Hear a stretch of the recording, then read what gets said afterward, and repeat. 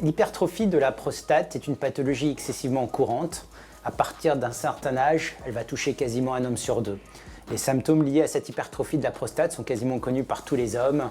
Envie fréquente d'uriner, des besoins urgents d'uriner, des réveils nocturnes multiples, une vessie qui ne se vide pas. Donc ces symptômes vont énormément altérer la qualité de vie au bout d'un certain âge. La plupart du temps, on surveille les patients, on propose des traitements médicamenteux qui à un moment vont commencer à s'avérer inefficaces. Jusqu'à maintenant, le traitement standard chirurgical, c'est le grattage, qu'on va appeler la TURP, la résection donc urétrale transprostatique, pour créer quasiment un petit tunnel au sein de la prostate. Donc c'est un traitement excessivement efficace. Néanmoins, il va générer une morbidité qui est très gênante pour les hommes, puisque la plupart du temps, il va y avoir une éjaculation rétrograde, c'est-à-dire que le sperme ne va plus sortir par les voies naturelles, mais va aller dans la vessie, ce qui va énormément diminuer la vie sexuelle et le plaisir sexuel des hommes. Et puis les suites opératoires sont parfois effectivement un peu longs, avec un sondage qui peut durer quelques jours. Il y avait donc de la place pour cette pathologie très fréquente pour un traitement plus simple, en ambulatoire, et qui puisse essayer de préserver la vie sexuelle, notamment de l'homme, et donc c'est l'embolisation de la prostate. Le principe, cette fois-ci, effectivement, au lieu d'aller par les voies naturelles, c'est passer par l'artère. Donc on va aller cathétériser l'artère prostatique droite et gauche, des deux côtés, et on va injecter des microbilles pour boucher, pour diminuer le flux sanguin, ce qui va entraîner donc une atrophie et aussi une diminution de la résistance de cette prostate. Alors depuis les premiers cas qui ont eu lieu déjà maintenant il y a une dizaine d'années, il y a quasiment plus de 300, 400 papiers qui ont tous retrouvé une efficacité incroyable de cette technique.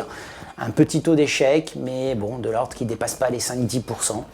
Et des suites, souvent, la plupart du temps, très simples. Il y a eu 4 à 5 études randomisées qui ont comparé donc, cette embolisation de prostate au traitement chirurgical et qui ont trouvé la même efficacité clinique sur les symptômes. Par contre, effectivement, ça fait probablement un peu moins bien sur les paramètres dynamiques, c'est-à-dire sur le débit quand on le mesure, probablement il est moins, et sur la capacité complète de la vessie à se vider complètement, probablement aussi ça fait moins.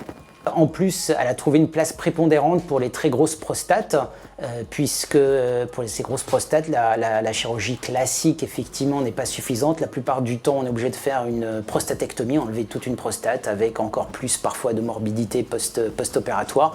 Donc il y avait une place très importante de cette technique pour ces grosses prostates de plus de 80 grammes. Et aussi pour tous les patients qui sont parfois des patients un peu fragiles, contre-indiqués pour la chirurgie. Donc en gros, il y a aujourd'hui vraiment, même si l'embolisation peut être proposée à une majorité d'hommes, les indications préférentielles vont être l'homme jeune qui veut absolument préserver sa vie sexuelle.